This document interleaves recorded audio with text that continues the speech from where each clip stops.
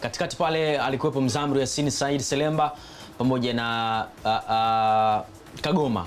Mwalimu aliona kitu gani mpaka akaona kuna ulazima wa kwanza wachezaji wawili, ambapo baadaye alikwenda kuingia Lassana Kante? Lakini kulikuwa kuna hoja ya baadhi ya mashabiki mbalimbali wa Simba, kwa nini asicheze Anthony Mligo beki namba 3, halafu Nabi Kamara akacheza kiungo pale pamoja na Kagoma, ambapo baadaye baada ya kuingia Lassana Kante ilionekana kama eneo la katikati lilipata hueni kubwa. Kwanza watu wengi wanamkosoa mwalimu. Naam. Na hisi tunakuwa tunakosea kwa sababu mara nyingi hatuoni picha yake anayoitengeneza kwenye kikosi. Naam. Kwanza lazima tufahamu ndani ya hizi siku 3, manake ndani ya siku 4 hizi alikuwa na hakuna michezo miwili ambayo klabu ya Simba lazima icheze. Naam. Kwa lazima agawanye kiwango cha nishati kutumika ndani ya kiwanja ili timu zote, ili mechi zote ziweze kuwa na rhythm, lakini pia ziweze kuwa na nishati ya kutosha uwanjani. Formation yake kwa namna ambavyo yeye alipanga. Kwa nini alimpanga Mzamiru Yassin? Mzamiru Yassin ni box to box midfielder. Kama ni box to box, maana yake yeye ndo anaweza kumkamilisha Kagoma ambaye ni defensive midfielder. Lakini ukienda kumchukua Nabi Kamara acheze na Kagoma, maana yake unakuwa na defensive midfielders wawili, lakini unakosa attribute ya kiungo anayeweza kwenda kwenye karibu na box pinzani kwenda kutengeneza athari hata ya kuongeza idadi ya namba ya watu kwenye hilo eneo. Kwa hiyo mwalimu kuingia na Mzamiru halikuwa kosa, lilikuwa ni sahihi kulingana na mahitaji ya mchezo wenyewe. Lakini pia kwa nini Mligo hakucheza lakini akacheza na Nabi Kamara? Kwenye eneo wakati Simba wanafanya wanamiliki mpira au wanafanya build up, walikuwa wanakuwa na watu watatu nyuma.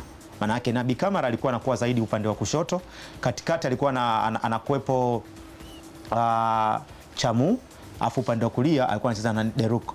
Kwa hiyo tayari rest defense ilikuwa ina watu watatu, halafu juu yake ndipo alikuwa anaweza kaja anakuepo Kagoma aidha na Mzamiru washuke kwa ajili ya kupokea mipira, au ikitokea Kamara amepanda kwenye occasion moja kwa sababu unajua average ni kwamba alikuwa anabidi abaki kwenye wale watatu, lakini pale ambapo inamhitaji yeye kupanda ndipo alikuwa anatengeneza mabeki wale wawili wanaobaki kama rest defense, lakini lazima kuwe kuna viungo wawili. Yani ilikuwa ni lazima ili pale inapotokea Kamara amepanda halafu mpira umeenda kwenye lile eneo la nyuma, basi kiungo mmoja aende akachukua ule mpira kule, maana yake aende akakaa ile space ambayo imeachwa wazi. Lakini kwa Kagoma pia upande wa kulia, kwa sababu pia Kapombe alikuwa na safari nyingi za kwenda mbele, kwa hiyo ikitokea mtu ametumia ile nafasi inabidi kuwepo kuna mtu ambaye anaweza kukupa ile nafasi ili kuondoa hatari ya mpinzani.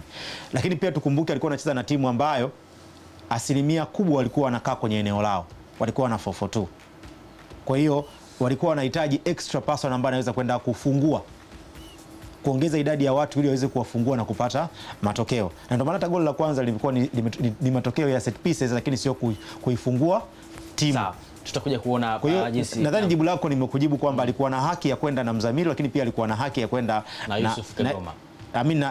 Na Yusuf Kagoma, lakini alikuwa na haki ya kwenda na Nabi Kamara kwa aina ya namna ambavyo alikuwa ameiseti timu yake kucheza. Sawa. Umezungumzia kuhusiana na jinsi ambavyo wamecheza, lakini ilionekana wakati hawa wachezaji wapo katikati hapa kuwa na ubunifu mkubwa kama ambapo aliingia Lassana Kante. Baada ya kuingia Lassana Kante, mchezo ulibadilika kwa kiasi gani, na ni mchezaji pia ambaye ana sifa gani haswa na ubora wake pia kwa ujumla wake? Kwanza Kante ni mchezaji ambaye ni pasa mzuri. Na wasema ni pasa mzuri, mara nyingi yeye haendi sana kwenda kwenye box la mpinzani. Na kipindi hicho tayari Simba alikuwa na advantage ya mabao mawili. Kunake timu ilikuwa haina pressure yoyote. Ilikuwa haina pressure ya kutafuta matokeo. Kwa mantikio ilikuwa anaweza kaenda kwenye eneo lake la nyuma kule, akachukua mipira, akapasia. Na tukumbuke pia Fountain Gates walikuwa hawaendi muda mrefu kwenye lile eneo. Na kitu kingine, tukumbuke Fountain Gates pia walikuwa wanacheza na vitu viwili.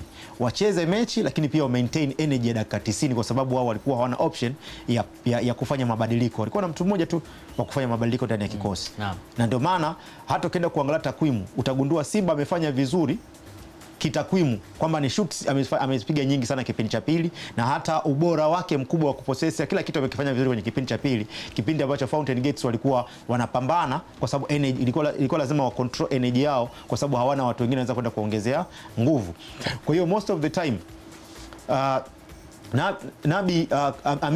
Kante anaonekana ni bora zaidi kwa sababu kwanza anaenda kwenye timu. Anaingia kwenye timu wakati timu pinzani tayari imefungwa, lakini pia energy yake imepungua kwa kiwango kikubwa. Yeye anaingia na energy mpya. Hiyo ilikuwa ni faida ya kwanza ya kwake yeye, lakini pia yeye alikuwa anafanya passing vizuri. Issue nyingine labda ambayo inaweza kaonekana haionekani vizuri, Morris Abraham aliingia. Morris Abraham ni mchezaji ambaye alikuwa hakimbii sana na mpira, hakai sana na mpira. Maana alikuwa na one touch anatoa, au pale inapomlazimu yeye kudribble ndio alikuwa anafanya nini? Ana dribble.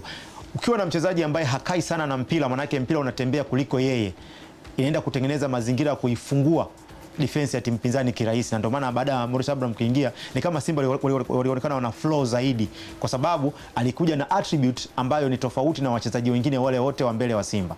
Ukimwangalia Awa ni mtu ambaye anakaa sana na mpira, Mpanzo anakaa zaidi na mpira, Kibu anakaa zaidi na mpira. Kwa hiyo hawa wote wanaenda kupunguza kasi ya kushambulia. Anapotokea kuna mmoja ambaye anapiga zaidi pasi, yeye anaenda kutengeneza acceleration kwenye mashambulizi. Sawa.